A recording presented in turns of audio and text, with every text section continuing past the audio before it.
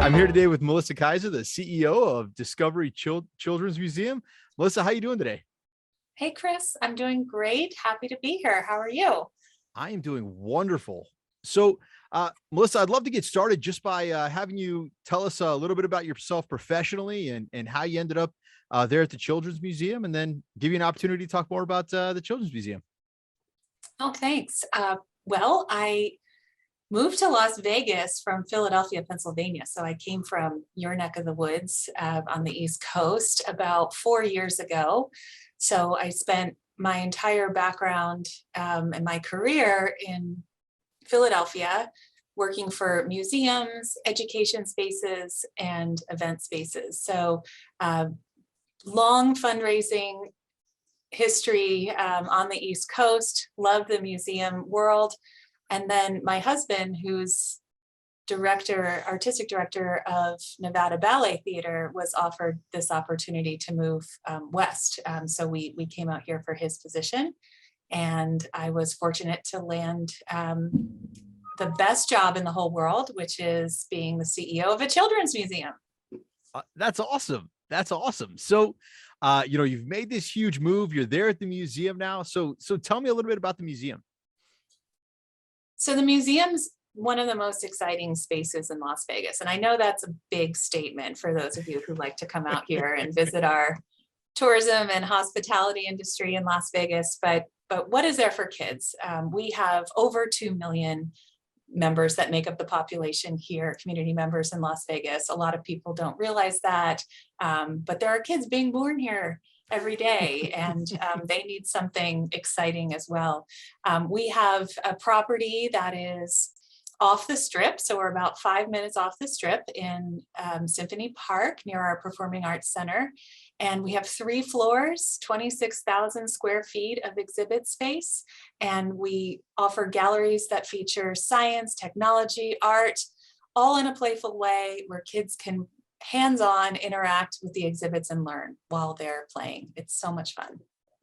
That's awesome. I don't think I could definitely tell you when people think of Vegas, they're not thinking of children's museums, but obviously there is a thriving community in Las Vegas, and that sounds like a great addition to the actual community, not just the strip and all the wonderful stuff that goes on there. Absolutely.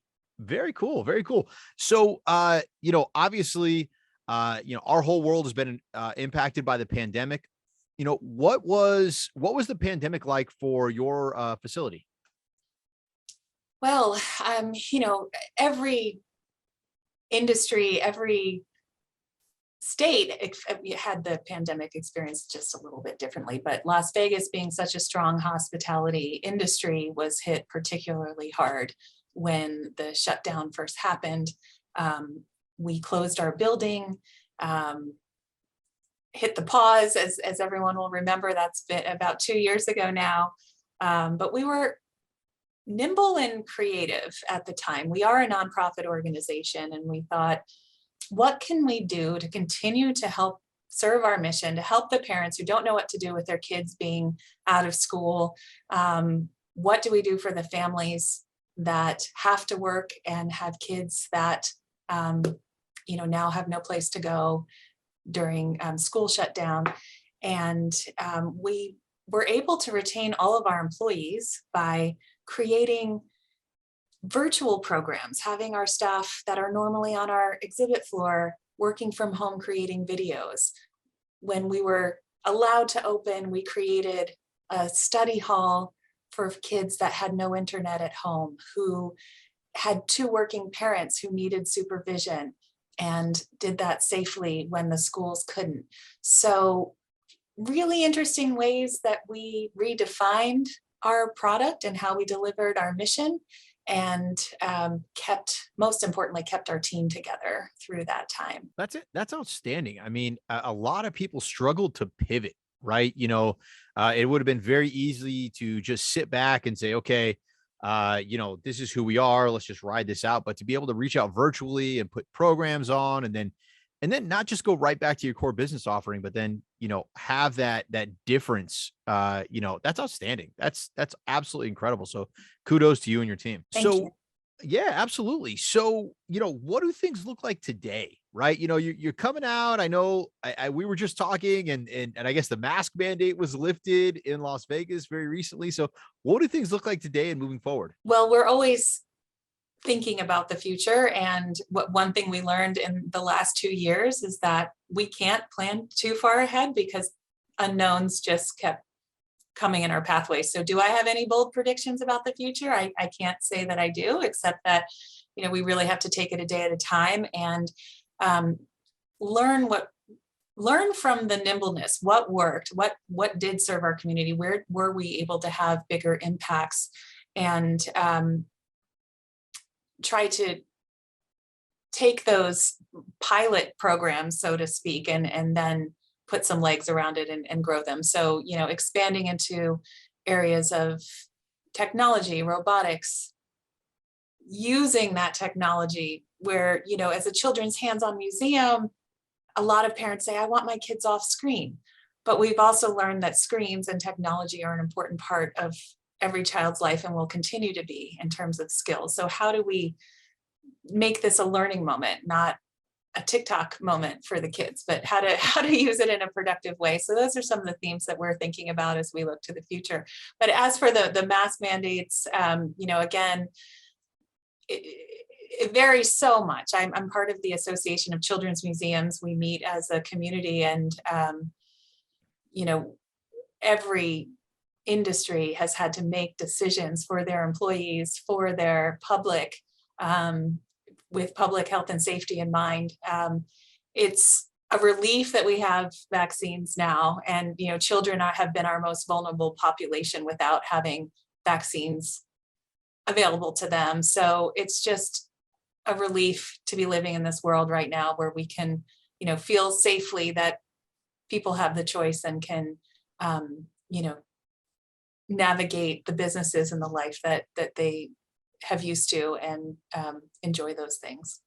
Well, that's absolutely huge, and you're absolutely correct. I think that there have been a lot of life altering pivots that have just occurred throughout this whole process, and hopefully we're seeing the light at the end of the tunnel here. I think, or maybe who knows, but either way, I we still have to run a business. One of the things that as we talk here, one of the things that I love is that you were able to retain your team throughout this entire time. So you know, what kind of things are you doing to keep your team engaged, right? To keep them there. Because that right now is a massive success, regardless of what time zone you're in. I think what's most important is really the culture that we have in our, not only our museum, but in the children's museum industry. We tend to attract employees that really care about children and learning and education and having fun. So,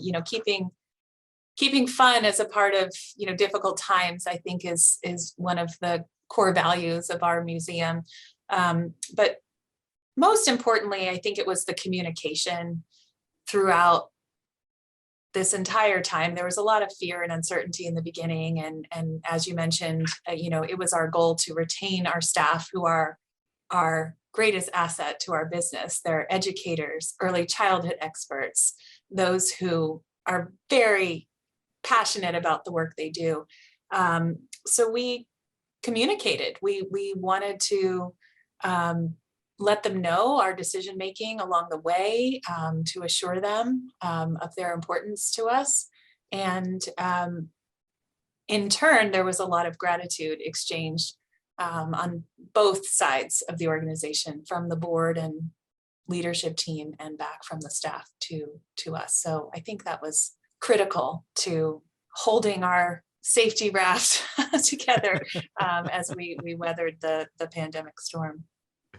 That's outstanding. I think communication is probably one of those overlooked necessities. People were looking during the pandemic at all of the major things that have to happen in order for people to survive, to be successful, forget thriving. And now that we're coming out of this, everybody is looking towards growth and thriving and moving forward. And communication is one of those things that people forget, right? You can have a lot of great things going on, but if you don't tell your team about them, they'll never know. Or vice versa, if they don't know that they can come to you with any challenges, obviously that's a huge failure all around. So it sounds like you had some great systems and some great initiatives put together.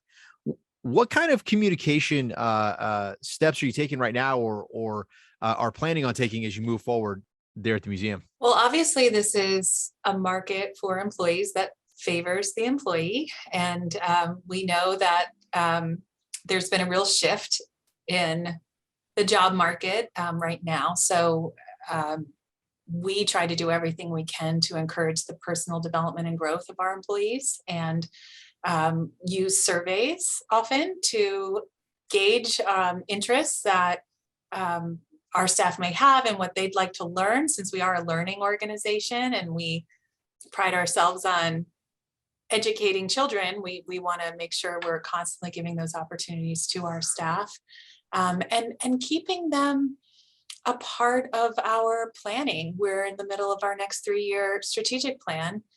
We don't look too much further out than that. We've all learned that crystal balls don't work right now. I don't think anyone nailed the pandemic was coming as one of those threats in our last process. But having staff input in our growth, our visions, we're launching a new campaign to raise funds for exhibit improvements. We've done master planning during this, call it downtime, to think about what does a children's museum look like in a post-pandemic world, or big picture ideas of how we can continue to thrive with the challenges that we learned from this past 2 years. The funniest thing is I'm picturing in my head a SWOT analysis from 5 years ago where somebody had global pandemic Right? circled on Right?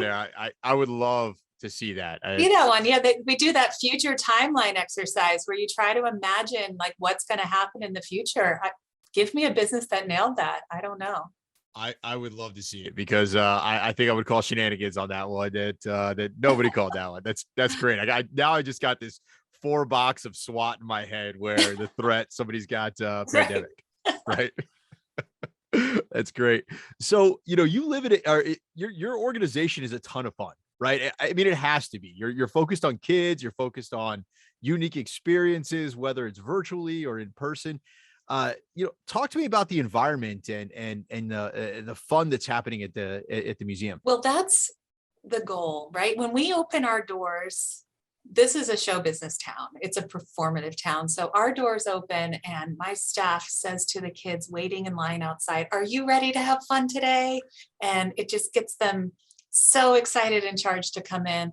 And this is a museum that's all about the kids. So a lot of people think, what's a children's museum? Is there art made by children? I don't understand what's this concept, but it's a hands-on interactive museum that has engaging activities for toddlers, children, from birth to 5 years old, especially for them, all the way up to your preteen, with 3D printing and laser cutters and tools and real things that they can make and design and dream. For physical children, there's a climbing structure, there are slides to go down, there's teaching about kinetics, lifting your body weight, all kinds of fun movement inspired activities. And then everything from science, engineering, robotics, play galleries that are to scale for the child. What's exciting as kids use their imagination, it's all about what they want to discover. There's no format to the museum. They can really just follow intuitively what interests them next. And parents get to play along, learn alongside their kids, and our staff is there to help. So if a parent doesn't know how to engage in the activity, we're there to make it fun for both the parent and the child.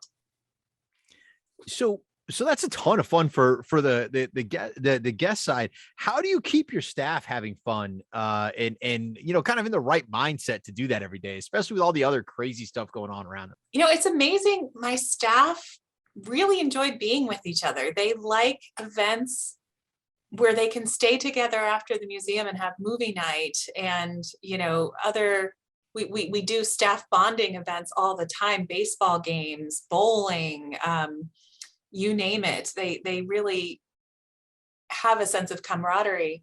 But times have been hard with visitors having issues with masks and having to do mask policing and all kinds of things that really can weigh down and make the staff feel a little beaten up. You don't think that's going to happen in a children's museum, but I can assure you it does. So we have a team huddle. We have team huddle every Wednesday and Saturday. And again, it's communicating to the staff. It's keeping them, it's listening. We take feedback from the staff from every huddle.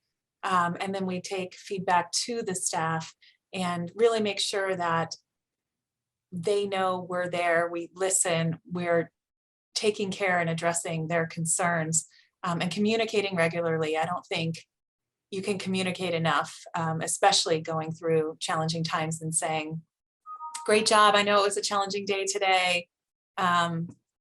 We appreciate you. It's a big part of our culture to support each other. I mean, I think that two-way communication sets up that that engagement, thus that, if you have something to communicate, somebody's going to listen, they're going to get back to you. Makes it a lot easier to go out and do your job when, when that kind of feel that feedback is going to be there for you. That's awesome. That's awesome.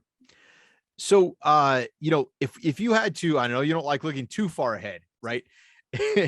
But if you had to kind of project ahead for at least your market in Vegas, when do you think you're going to start seeing a bit more of the tourists and hospitality spill back into the city? Well, it's already been a strong upward slope. I think, we were hit so hard as a community when the Strip closed, which it hadn't ever, except for one day in its history. So it was certainly a shock, and the hospitality industry, laid off many workers. But we've seen a sharp increase in tourism once travel restrictions were lifted, once people could come back to Vegas, that we're so customer service oriented about safety and, being number one and how we're going to take care of you when you're here in Vegas, whether it's with health and safety measures or just the service you'll receive, that we found a surprising rebound happening. And the same has been true with our museum. We're mostly a museum for our local community. So we're not tourism reliant as our children's museum. We see about 20 to 25% of tourists that come through our doors. And we actually had an uptick in tourism attendance during the pandemic because we found that many people were traveling to destinations where they could drive to. They were driving to their state parks. They were driving to locations like Las Vegas. And so California, Arizona, Utah, which make up a large part of our tourist base, we actually saw an increase in those visitors, which may or may not have contributed to, people in hotel room beds and those things, but I'm sure in some cases it did. So crystal ball, what's going to happen? I think, a lot of our board members here at Discovery Museum are part of the casino and hospitality industry. And what I'm hearing is a conservative optimism about where we go from here. Because of course we do have to plan and we do have to budget. But that's my take, conservative optimism. I like it. I think everybody around the country is hoping for the exact same thing, conservative optimism. So that's outstanding. Now that your business is picking back up again, the hospitality is on an upswing. Obviously your business is going to continue to grow. You're going to bring more people in. What kind of advice are you giving new leaders these days? So it's an exciting time, but we're a different business than we were prior to all of this. And we're so grateful to be in this rental and hospitality and full service facility space, but it's actually new for us. So we're navigating what that means in a market where there's a lot of competition, where there's, big ballroom spaces on the strip. And we focus on our uniqueness. What makes us different? What's our value proposition to the potential client, to the visitor that is going to want to be in our space versus someplace else. And it's, a tough call in an industry that's very loud and has, so much opportunity. But for Discovery, we have the core values that we live by. And I always give advice that, we should never undervalue who we are as an organization in trying to make a sale. So you find that, somebody wants to use your space, or it doesn't quite align with those values and mission. We have to ask ourselves, are we bending our values to say yes? And so my advice would be to always hold firm to our bottom line, our values, and, to know that we rely on other sources besides our hospitality line of income. We have fundraising, we have earned revenue from admissions, we have sponsorships of our galas and events, which are fundraisers. So, let's stay true to who we are. Let's not sell ourselves short, because there is a real value to what we're offering the community. Love that. I love that. I think a lot of people may have kind of lost themselves during the pandemic. When they come out of it, it's take anything you can get, but knowing who you are, valuing that, and understanding that that's a huge asset to be able to wield. That's phenomenal advice. I love it. So, Melissa, how can people learn more about Discovery Children's Museum? Well, many ways. We have a website, of course, which is discoverykidslv.org. And we're also on all social channels at Discovery LV. If you're visiting Las Vegas, we're 5 minutes off the strip in downtown Las Vegas. Come on over. We have free parking, and we'd love for you to visit us. That's outstanding. And if people wanted to get a hold of you, what's the best way to get a hold of you? Is there a social platform that you frequent, or how can they find you? Oh my goodness. Well, I love Instagram, and I have a photography Instagram, which I'd love as a way to share my work with the world. If anyone wants to seek me out, that's not a bad way, or just right through the Discovery website. There's a link there to contact me and ask me any questions about the museum.